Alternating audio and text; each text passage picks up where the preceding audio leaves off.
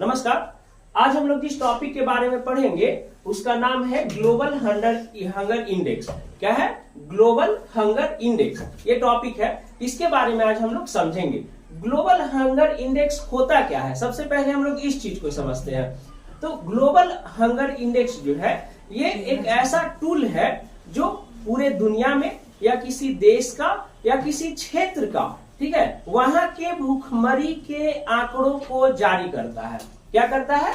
Global hunger index में हम लोग क्या जानते हैं कि ये एक ऐसा टूल है जिसमें पूरी दुनिया में या किसी देश में या किसी क्षेत्र में भूखमरी के आंकड़ों को जारी करता है।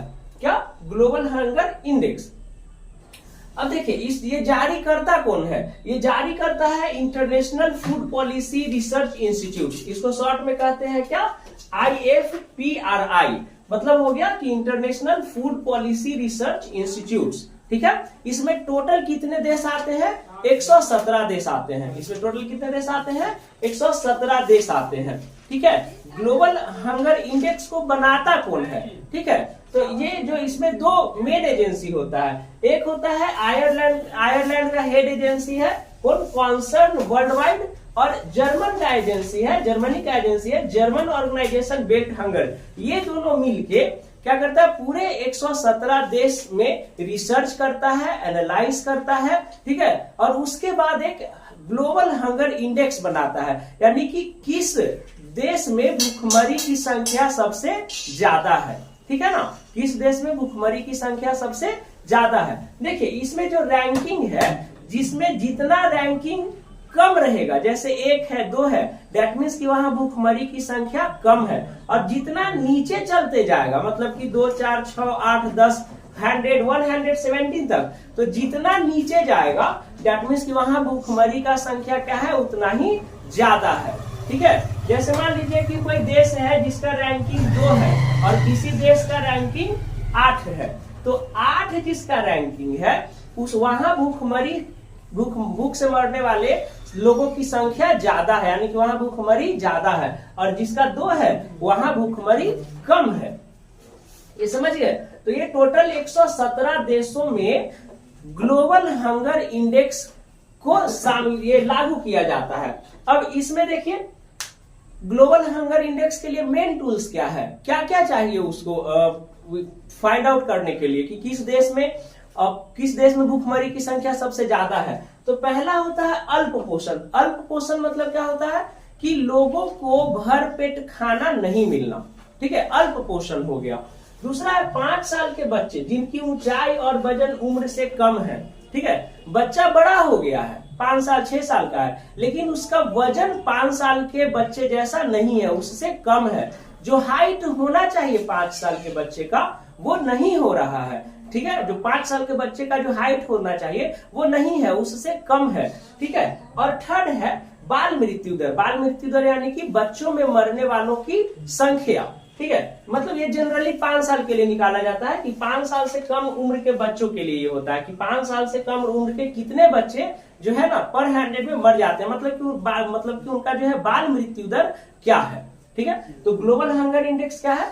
ग्लोबल हंगर इंडेक्स है कि पूरे विश्व में या किसी देश में या किसी क्षेत्र में भूखमरी के आंकड़ों को जारी करना, यानी कि भूखमरी के आंकड़ों को जारी करता है। विभिन्न देशों का हंगर इंडेक्स रैंकिंग जो है डिफरेंट रहता है।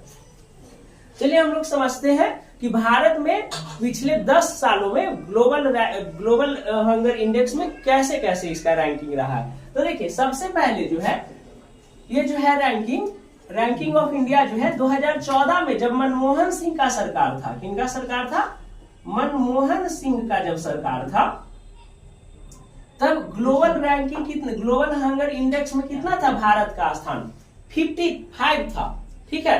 लेकिन जब से मोदी सरकार आया 2014 के बाद से, तो यहां से यहां तक किनके सरकार में आ रहा है इंडेक्स?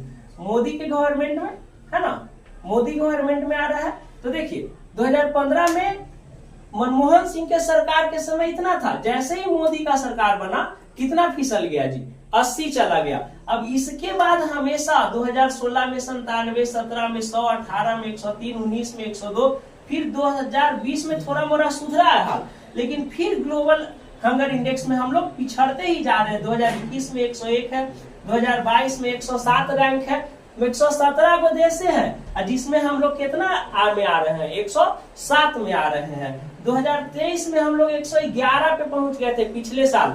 इस साल थोड़ा मोड़ा स्थिति सुधरा है, मतलब कि ग्लोबल हंगर इंडेक्स में हम लोग इतना पीछे हैं कि हम लोग से बढ़िया रैंकिंग किसका है, हमारे पड़ोसी देश पाकिस्तान का है, बांग्लादेश का है, नेपाल का है, श्रीलंका का है। ये सब जितने भी हमारे आसपास के जो कंट्री हैं, उन सब में जो ग्लोबल हंगर इंडेक्स है, यानी कि जो भूख से मरने वाले लोगों की जो संख्या है, वो भारत से कम है।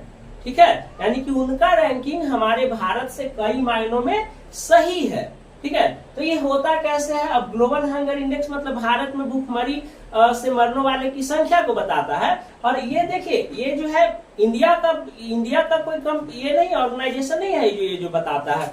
ये बताता है कौन कहा है? आयरलैंड का हेड ऑर्गेनाइजेशन है कॉन्सर्न वर्ल्ड वाइड, और जर्मन का एक कंपनी है जर्मन ऑर्गेनाइजेशन बेल्ट हंगर। ठीक है, तो बहुत